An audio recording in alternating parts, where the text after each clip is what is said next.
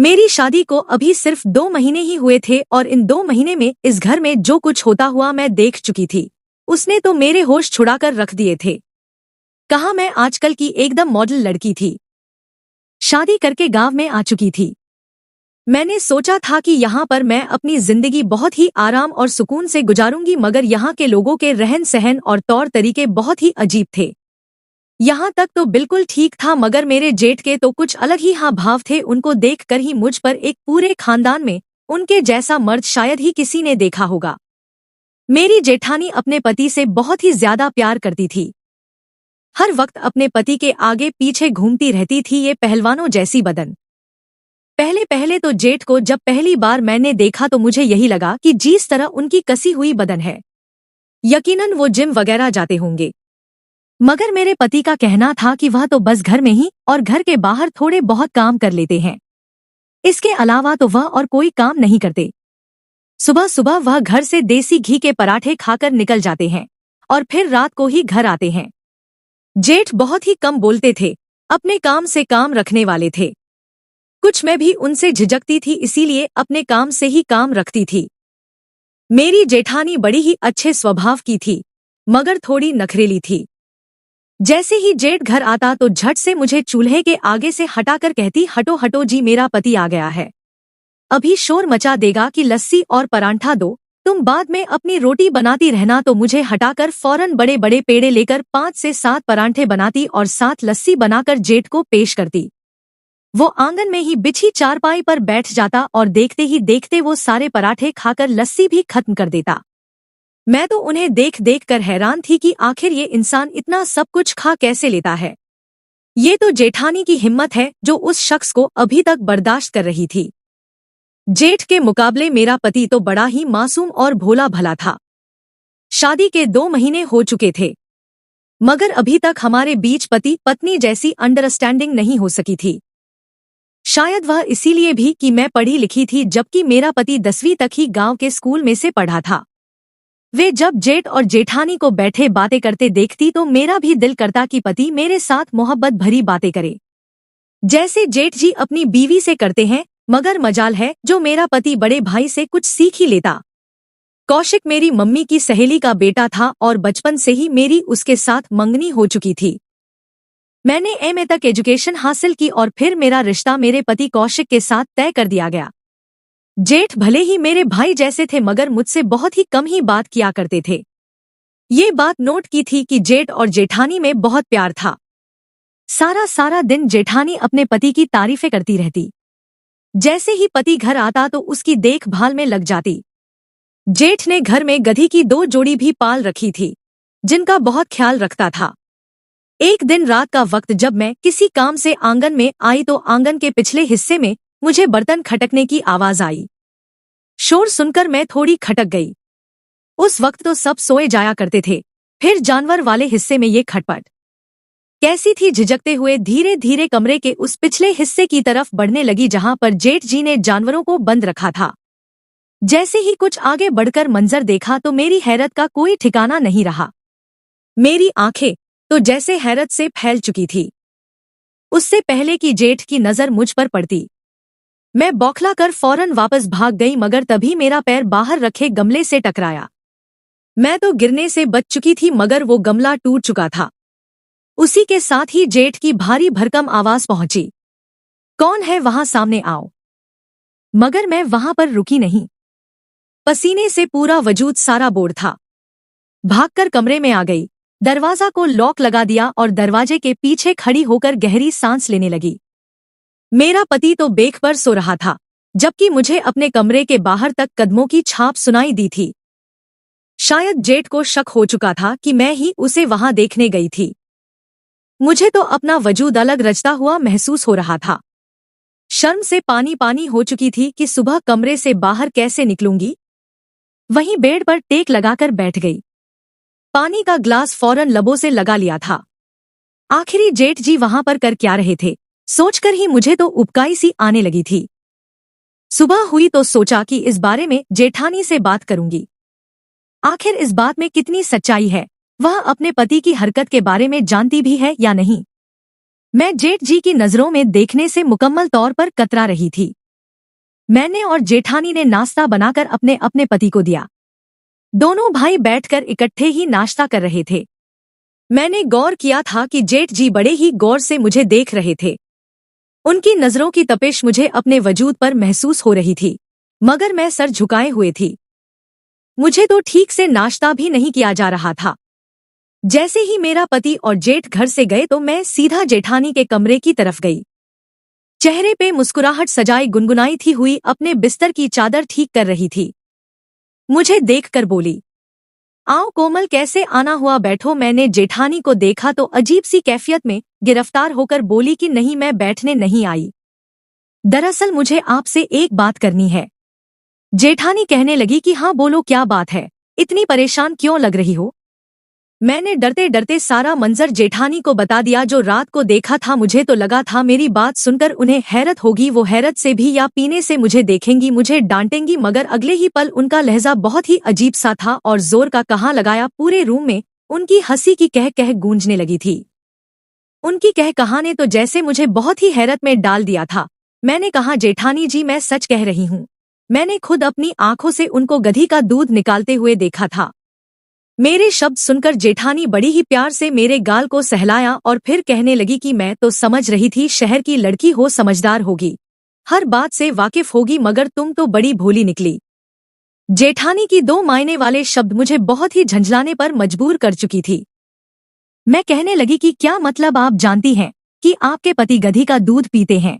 तो जेठानी हंसकर कहने लगी, हाँ मैं जानती हूँ, मेरे ही कहने पर तो पति पीते हैं। मैंने ही तो उनको ये सलाह दी थी, तभी तो देखो अपने जेठ को कैसे कसरतों वालों की तरह जिस्म है, इतनी ताकत है उनमें, ऐसा ताकतवर मर्द तो पूरे गांव में क्या हमारे पूरे खानदान में कहीं मौजूद नहीं है। अकेले ही वह काम कर जाते हैं जो 10 लोग मिलकर भी नहीं कर पाते। यह सिर्फ और सिर्फ उस गधी के दूध की ही बदौलत है। मेरी मानो तो तुम भी अपने पति को 1-2 घुट पीला ही दिया करो, फिर देखना रात को जलवा अपने पति का। ये बात जेठानी ने आंख दबाकर कही थी, जबकि मैं तो लरच कर रह गई थी। फौरन नाम में सर हिलाया। जेठानी के शब्द मेरे दिमाग में गूंज रहे थे। मैं उनके कमरे से वापस आ गई। बार बार जेठ का वह पहलवानी वछुद्ध मेरी नजरों के सामने घूम रहा था। तो क्या जेठ सच में रोज गधी का दूध पीता था? मगर क्यों ये शब्द मेरे दिमाग में हलचल सी मचा चुकी थी। मेरी शादी को अभी सिर्फ कुछ महीने ही गुजरे थे कि मेरी जेठानी की तबीयत खराब रहने लगी। मैंने फौरन अपने पति को फोन किया। जेठ और मेरा पति घर आ चुके थे। जेठानी जी को लेकर अस्पताल गए तो जो बात सामने आई वो बड़ी ही परेशान करने वाली थी। मेरी जेठानी को ब्रेन ट्यूमर था। ये खबर जेठ को पता चली तो वह दहाड़ी मार मार कर रोने लगे। मैंने पहली बार अपनी जेठ को इस कदर रोते हुए देखा था, वरना तो हर वक्त उनके चेहरे पर शक्ति रहती थी। आज तक उन्हें कभी मुस्कुराते हुए नहीं देखा था। वह अलबत्ता वो अपनी पत्नी से खुश बहुत थे। उनको यूं रोता देखकर मेरी भी आंखों में नमी आ चुकी थी। दोनों में मोहब्बत ही बहुत थी, भला वो अपनी पत्नी का यूं जाना कैसे बर्दाश्त कर सकते थे। मैंने अपनी जेठानी की भरपूर सेवा करना शुरू कर दिया। अच्छे से अच्छी दवा उनको दी जा रही थी। मैंने उनके लिए उस रात दूध गर्म किया। बादाम पिस्ते डालकर जब उनके लिए ले जाने लगे तब कमरे से मेरे जेठ निकले। मेरे हाथ में दूध का ग्लास देखा तो कहने लगे, ये दूध किसके लिए ले जा रही हो?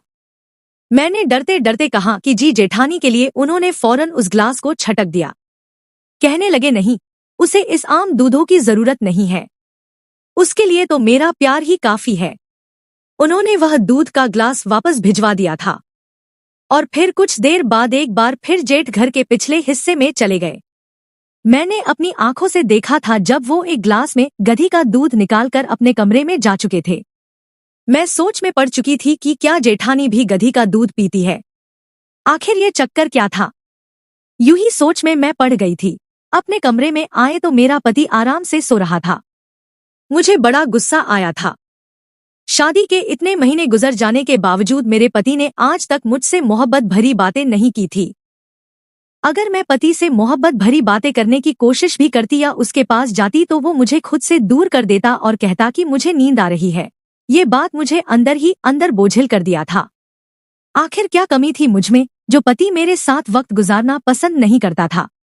दिल में यह सोच आने लगी कि कहीं पति किसी और को पसंद तो नहीं करता, तभी वह मुझे खुद से दूर रखता है। मैंने सोच लिया, इस सवाल का जवाब अपने पति से लेकर रहूंगी। आखिर तो मेरी भी तो जिंदगी थी, कुछ ख्वाहिशें थी, अपने पति पर हक रखती थी। मैंने अपने पति को जगाया ही था, तभी मुझे जेठ जी के कमरे से चिल्लाने की आवाज आने लगी। मेरी जेठानी बुरी तरह चिल्ला रही थी। उनके चिल्लाने की आवाज ने तो मेरे पति को भी उठाकर बैठा दिया था। मैं भागकर उनके कमरे से बाहर गई। जेठानी अभी तक लगातार चिल्ला रही थी। जी चाहा के दरवाजे को खोलकर अंदर दाखिल हो जाऊं, मगर फिर मुझे ये ठीक नहीं लगा। मैंने दरवाजे पर दस्तक दी और जेठानी को बुलवाने लगी कि जेठानी की खैरियत तो है? आप क्यों चिल्ला रही है? आपकी तबीयत तो ठीक है? मगर उसी के साथ जब दरवाजा खुला तो मेरे होश उड़ गए थे। जेठानी खून से लथपथ थी, उसके कपड़े और चेहरे खून से भरे हुए थे। जेठ के होश भी उड़े हुए थे। अपनी बीवी को अस्पताल लेकर गया, मगर उसके दिमाग की नस फट चुकी थी, जिसकी वजह से खून बहने लगा था। हमारी जेठानी हमें छोड़कर जा चुकी थी। मुझे भी अपनी जेठानी के जाने का बहुत गम था, मगर जेठ तो जैसे गम से निठाल हो चुके थे।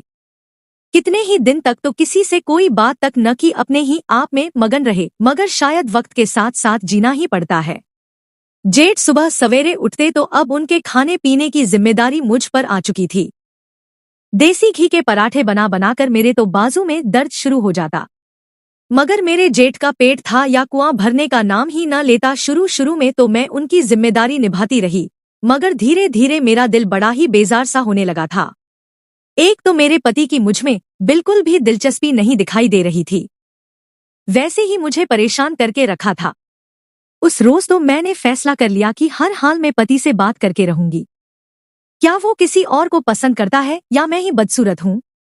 आखिर क्यों वो मुझसे दूरी करता है?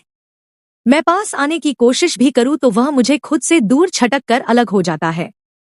उस रात जब पति घर वापस आया तो एक बार फिर खाना खाते ही अपने बड़े भाई के पास बैठा।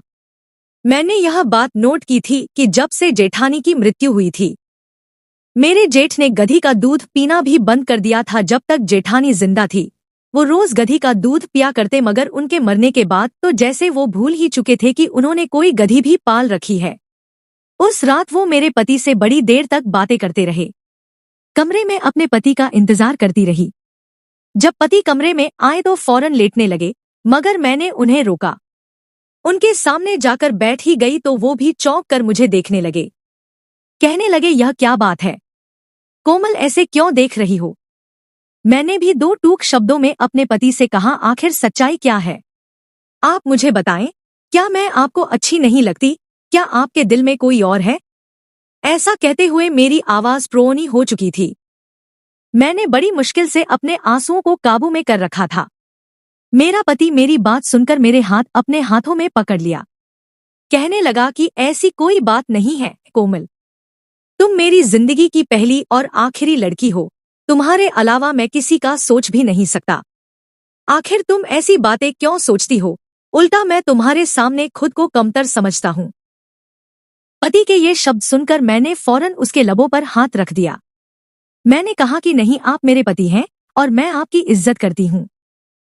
मेरे दिल में आपके लिए बहुत ही मोहब्बत है, मगर आपका ये मुझसे दूर रहना, मुझसे अपने हक ना लेना, आखिर में इन सब का क्या मतलब समझूं? मेरे पति ने मेरे सवाल का कोई जवाब नहीं दिया था।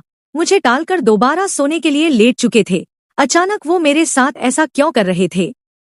कुछ तो था जो मुझसे छुपाना चाहते थे। मैं भी दूसरी तरफ चेहरा करके लेट चुकी थी। जब से जेठानी की मृत्यु हुई थी, जेठ जी मुझे काफी कमजोर लगने लगे थे। उनका वो कसरती जिस्मत तो जैसे ढलने लगा था। उनकी रंगत पीली पड़ने लगी थी और वो बेहद कमजोर दिखाई देने लगे थे।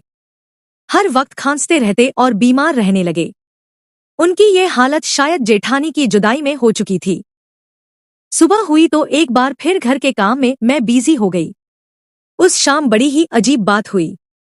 दरवाजे पर अचानक दस्तक होने लगी। उस वक्त तो मेरा पति और जेठ का घर नहीं आते थे, मगर जब दरवाजा खोलकर देखा तो जेठ जी खड़े थे। मेरा पति उनके साथ नहीं आया था। मैंने जेठ से पूछा कि मेरा पति कहाँ रह गया है। कहने लगे कि वो अभी जमीनों पर कुछ काम कर रहा है, आ जाएगा थोड़ी देर में। इतना कहकर वो कमरे में गई और फिर अपने कपड़े उठाकर बाथरूम में चले गए। मैं भी आंगन में झाड़ू लगाने लगी। जब वो नहाकर निकले तो यूं बनियान पहने ही बाहर आ गई थी। उन्हें देखकर तो मैं जैसे एक पल के लिए झपसी गई थी। फौरन अपना मुंह दूसरी तरफ कर लिया तो मैं कमरे में चली गई, मगर मेरा जेठ अपने ही धुन में था और फिर कई दिनों बाद घर के पिछले हिस्से में गया था और फिर जब वापस आया तो एक बाल्टी दूध का भर लाया। यह दूध गधी का था, यह मैं जान चुकी थी। उन्होंने वो दूध अपने मुंह को लगाया और देखते ही देखते सारी बाल्टी पी गई। अपनी मूंछों पर लगा दूध साफ करके डकार मारते हुए वहीं आंगन में ही बैठ गए। मैं यूं ही काम करने में बिजी थी। मुझे लगा जैसे मेरा जेठ मुझे तीखी नजरों से घूर रहा हो। मैंने अपने सर पर दुपट्टे को ठीक किया और वहां से जाने लगी कि तभी जेठ ने मुझे आवाज दी। न जाने क्यों मुझे थोड़ी घबराहट सी महसूस हो रही थी, मगर उनके बुलवाने पर मैं झिझकते हुए बोली कि कोई काम था। उन्होंने मुझे स्वर से लेकर पैर तक एकदम गौर से देखा, फिर कहने लगे कि यहाँ आओ, मेरे पास बैठो। मेरी तो रीढ़ की हड्डियों तक सनसनी से दौड़ चुकी थी। भला मैं उनके सामने कैसे बैठती?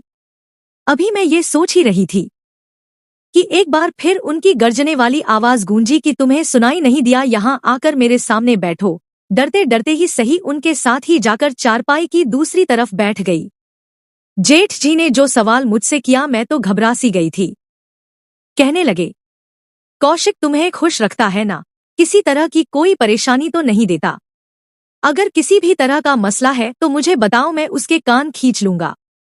जेठ की यह बात सुनकर मैंने फौरन नाम सर हिलाया और कहने लगी, नहीं नहीं, वह मेरा साथ बहुत अच्छे हैं, आप फिक्र मत करो। वो मुझसे और भी कुछ पूछना चाहते थे मगर मैं हांडी जलने का बहाना बनाकर किचन में चली गई। कुछ देर बाद पति भी घर वापस लौट आए थे तो मैंने राहत की सांस ली। उस दिन जब पति घर वापस आया तो काफी खुश मूड में लग रहे थे। जेठ ने ही उन्हें कुछ समझाया था, इसलिए मेरे साथ आकर काफी खुशगवार मूड में बात करने लगे। मैं चाहती थी कि अब और देर न करते हुए हम दोनों अपने रिश्ते को आगे बढ़ाते। शादी को 1 साल होने वाला था और अभी तक हमारी औलाद नहीं थी। अब तो आस पड़ोस की औरतें भी बातें करने लगी थी कि यह क्या बात हुई भला। ना बड़े भाई की औलाद थी और ना ही छोटे की बड़ी की शादी, वो भी 7 साल गुजर चुके थे, मगर आज तक किसी बच्चे की आवाज सुनने नहीं मिली और अब छोटे भाई की शादी को भी 1 साल होने वाला है। आखिर माजरा क्या है? औरतों की बातें सुनकर तो मैं भी सोच में पड़ चुकी थी। जेठानी तो खैर इस दुनिया से ही जा चुकी थी। उस रात जब मैंने अपने पति से इस बारे में बात की तो पति भी शायद अब मुझसे अपना राज छुपा कर नहीं रखना चाहता था। मुझे कहने लगा कि दरअसल मुझे और मेरे भाई को एक खानदानी बीमारी है, जिसकी वजह से हम कभी भी औलाद पैदा करने के काबिल नहीं है। बड़े भाई की शादी हुई तो उनका भी यही मसला था और मुझमें भी पति के ये शब्द सुनकर तो जैसे मेरे पैरों के नीचे से जमीन निकल चुकी थी। मुझे तो इस बारे में पता ही नहीं था। यही कहता था कि तुम्हारी जिंदगी तो मेरी वजह से बर्बाद हो गई है, मैं तो तुम्हारे हक को भी अदा नहीं कर सकता। ये सब बोलकर वो एकदम से अपने सर को झुका लिए थे, मगर मैंने अपने पति का हाथ थामा और बड़ी अपना यश से कहने लगी, इस बीमारी की तो बहुत इलाज है ना। पति की बीमारी ऐसी थी कि अगर उनके बच्चे पैदा होते तो वो दिमागी या जिस्मानी किसी न किसी कमी के साथ पैदा होते, मगर मेरे पति ने अपना हाथ मुझसे छुड़ा लिया। कहने लगे कि हाँ करवा सकते हैं, मगर इलाज का जो तरीका डॉक्टर ने बताया है वो मेरे लिए बड़ा ही नागवार है। कौशिक बड़े बेचैन से नजर आ रहे थे। मैंने कौशिक से पूछा कि आखिर इस बीमारी का क्या इलाज है। फिर पति ने जो इलाज मुझे बताया वह सुनकर तो मेरे होश उड़ चुके थे। मैंने भी फौरन सर झटक कर कहा कि हरगिज नहीं, मैं अपने पति को ऐसा कभी नहीं करने दूंगी, भले ही सारी जिंदगी बे औलाद रहना पड़े। उस वक्त तो मैं खामोश हो गई, मगर जैसे जैसे वक्त गुजरता गया मैं इस मुसीबत का हल निकालने लगी। मैंने अपनी एक दोस्त लेडी डॉक्टर से बात की, इस मसले के बारे में बताया। पति से जब इस बारे में जिक्र किया तो वह पूरी तरह से ना कर दिए। वह तो किसी भी तौर पर भी इस इलाज को करने के लिए तैयार ना था, मगर शायद अब मुझे ही कुछ करना था। उस शाम जब मेरे जेठ वापस आए तो सीधा गधी का दूध दुहने लगे। दूध निकालकर उन्होंने जैसे ही बाल्टी में रखा, मैंने फौरन शोर मचा दिया, ये किचन में चूहा है। मैं चीखने लगी, चिल्लाने लगी तो जेठ दूध को वहीं रखकर किचन में चले आए। मैं और कहने लगे कि कहाँ है चूहा। वो चूहे को ढूंढकर मारने लगे और मैं उसी पल दूध में से कुछ हिस्सा निकालकर अपने कमरे में रख लिया। उन्हें चूहा तो न मिला, अलबत्ता मुझे दूध मिल चुका था। जेठ को भी खबर न हो सकी कि भरे हुए बाल्टी से दूध कुछ कम है। रात को पति जब घर आए तो मैं मुस्कुरा उठी थी। उनके न चाहते हुए ही सही, मगर यही मेरे पति का इलाज था। उस दूध को दवाई के तौर पर पीना जरूरी था। रात को मैंने पति को उस दूध में पीसते और बादाम डालकर दे दिया। जैसे ही पति ने पहला गूंद भरा तो उबकाई लेते हुए कहने लगा कि दूध खराब है, फट चुका है, तुमने मुझे खराब दूध डाल कर दिया है। मगर मैं बोली नहीं, आपके मुंह का स्वाद ही खराब हुआ होगा, ये तो बिल्कुल ताजा दूध है। पति ने सिर्फ कुछ घूंट भरे थे। उसके बाद कितनी ही बार मैं यूं ही गधी का दूध निकालकर अपने पति को पिलाया और फिर जब उनके टेस्ट करवाए तो ये देखकर उन्हें हैरत हुई कि उनकी तमाम कमियां दूर हो चुकी थी। वो रिपोर्ट जब मुझे दिखाई तो मैं मुस्कुरा उठी थी। पति कहने लगा कि ये तो करिश्मा हो गया। मुझे तो यकीन ही नहीं आ रहा कि ऐसा भी हो सकता है। वो तो समझ रहे थे कि ये शायद ऐसा कुदरती तौर पर हुआ है, मगर हकीकत क्या थी ये मैं ही जानती थी। कुछ महीने बाद में प्रेग्नेंट हो गई और फिर ईश्वर ने मुझे एक खूबसूरत से बेटे से नवाजा था। बच्चा आने के बाद तो जैसे जेठ भी मुस्कुरा उठा था। हमारे घर में तो जैसे रौनक सी लग चुकी थी। मेरा पति भी बहुत खुश था। जेठ का पेट का ऑपरेशन हुआ था। जब तक वो गधी का दूध न पीते उनका खाना हजम नहीं हो रहा था। गधी का दूध भले ही लोग पीने के लिए इस्तेमाल नहीं करते, मगर अगर दवाई के तौर पर बीमारी के लिए ये दूध का इस्तेमाल किया जाए तो इसमें कोई बुराई नहीं, और मैंने भी अपने पति के लिए इस दूध का इस्तेमाल दवा के तौर पर ही किया था। हमारे समाज का यह दस्तूर है कि औरतों को सारी बातें सुननी पड़ती है। अगर औरत बाज है, उसमें कोई कमी है, तो सारी जिंदगी औरत को ताने दिए जाते हैं कि वह बाज है, और औरत आराम से यह ताने सुनती है। और जब भी औरत से पूछा जाता है तो वो यही कहती है कि मुझ में कमी है, और अपनी उस कमी को बयां करते हुए औरत शर्मिंदा भी नहीं होती और अपनी ईगो का मसला भी नहीं बनाती है ऐसी चीजों का। लेकिन वही कमी अगर मर्द के अंदर आ जाए तो फिर मर्द डिप्रेशन में चला जाता है। सबसे छुपता फिरता है, पत्नी से कहता है कि किसी को मत बताओ कि मेरे अंदर कमी है, और सारा इल्जाम पत्नी को अपने सर लेने कहता है। हमारे समाज में कितनी ही औरतें हैं, सारी जिंदगी लोगों के आगे बाज जाहिर करती है और लोगों से कहती है कि मैं बाज हूँ, मेरे पति में तो कोई कमी नहीं है। हालांकि कमी पति में भी हो सकती है, लेकिन पत्नी का पर्दा रखती है। लेकिन जब पत्नी बाज होती है तो पति उसका पर्दा नहीं रखता, एक से कहता है कि वह बाज है और फिर फौरन दूसरी शादी का भी सोच लेता है। लेकिन औरत वफादार होती है और वह औलाद की कुर्बानी देकर भी दूसरी शादी नहीं सोचती है। उसे अपने बांझ पति के साथ ही सारी जिंदगी गुजार देती है। हमेशा औरत को ही हमारे समाज में कुर्बानी देने के लिए आगे किया जाता है और औरत ही कुर्बानी देती है। सास कहती है कि मेरी बहू बाज है, उसके टेस्ट करवाती है, अल्ट्रासाउंड करवाती है, लेकिन जब बेटे के टेस्ट की बात आती है तो सास कहती है कि मेरे बेटे में तो कोई खराबी नहीं है, मेरा बेटा टेस्ट नहीं करवाएगा बल्कि वह दूसरी शादी करेगा। यह हमारे समाज का कहीं ना कहीं आज का सच है, और हमेशा औरत को ही उसका कसूरवार ठहराया जाता है। मित्रों, उम्मीद करता हूँ कि आपको ये कहानी अच्छी लगी हो। अगर अच्छी लगी तो वीडियो को लाइक करें और चैनल को सब्सक्राइब करें। वीडियो के अंत तक बने रहने के लिए धन्यवाद।